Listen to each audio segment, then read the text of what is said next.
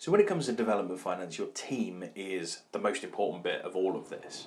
So a lender is always going to want to look at your contractor, your project manager, and if you've employed your own QS, for example.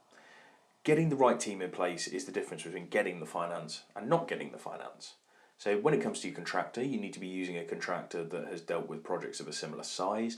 They need to have a good set of accounts behind them. They need to be liquid, have enough cash in the bank to be able to essentially run your development for you and cash flow it for you, because you're not necessarily going to have the cash, so you're going to be relying on them to be able to cash flow it before they get the drawdowns from the lender in arrears.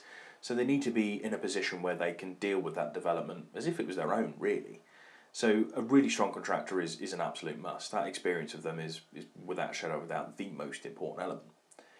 When it comes to your project manager, not every lender is going to require you to have a project manager. You may have a project manager that comes as part of your contractor package. They may just provide a project manager as part of their team as is.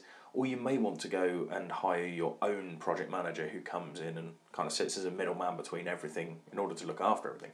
But again, you need a project manager who has dealt with projects of a similar size, who is used to dealing with projects of a similar scale and maybe difficulty level as yours. So that's really, really important. The QS element, if you want to bring your own QS in, a couple of bits. First off, obviously you're going to have the lender's QS who's working with you in terms of the build costs, etc.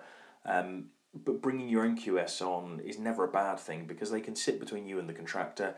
They can take over the tendering process. They can take over the process with the project manager, for example.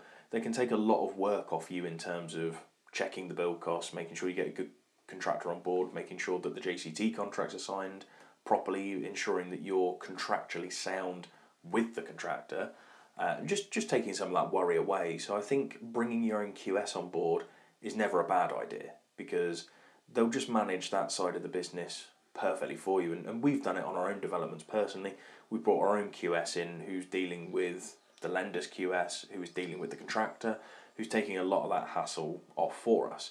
And also when you're going for development finance as well, it makes you look better to the lender when you've got your own QS on board. So getting the right team in place, a massive, massive part of this entire process in terms of getting it right. So get a good contractor on board who is liquid, who has good experience, who can evidence that they can manage a build of this complexity and of this size.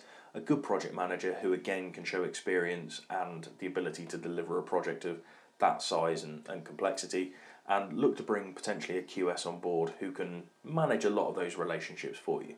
Get that team in place and you should have no issues whatsoever.